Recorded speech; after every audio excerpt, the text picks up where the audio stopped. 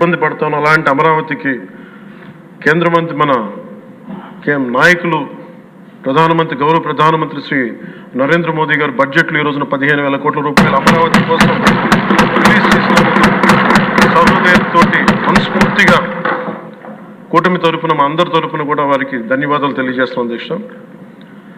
To honourable prime minister Shri Narendra Modiji, we are grateful to you sir for releasing the funds and will be eternally indebted to you sir.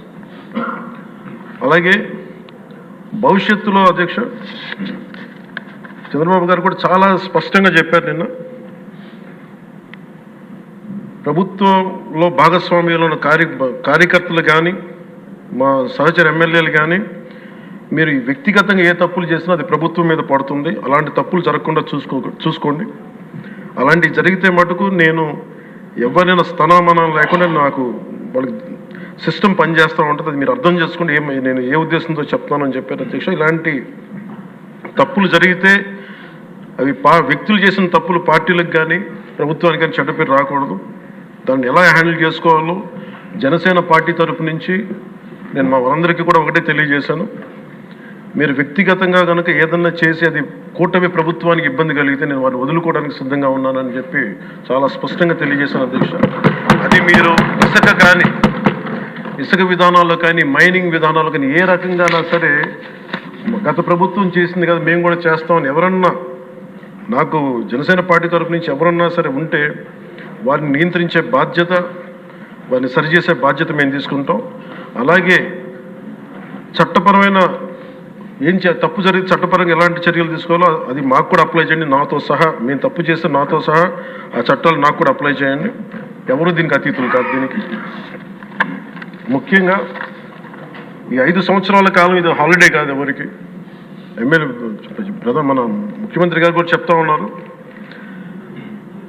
Traffic jams ఎంతసేపు జరుగుతున్నాయి, ఈ protocols ప్రకారం security హ్యాజర్డ్స్లో ఎంతసేపు traffic నాపుతున్నారు, ఒక 2-3 నిమిషాల మించి ప్రజలు ఇబ్బంది పడకూడదని పదే స్పష్టంగా చెప్తా ఉన్నారు.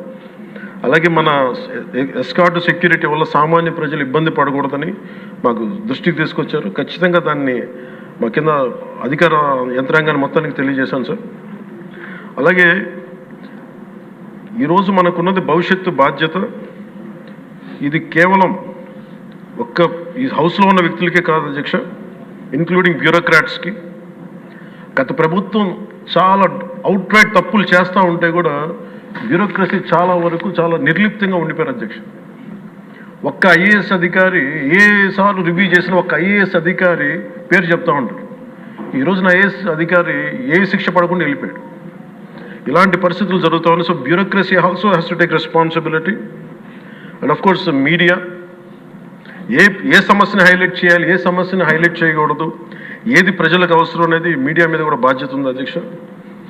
అలాగే సామాజిక మాధ్యమాలని స్థాయి దాటి మాట్లాడితే వారికి ఎలాంటి వాళ్ళని ఎలా పరిమితం చేయాలనేది కూడా ఒకసారి హౌస్ అందరూ ఆలోచించాలి. ఒకసారి దీని మీద ఒక విధి విధానాలు రూపొందించాలని కోరుకున్నాను అధ్యక్ష.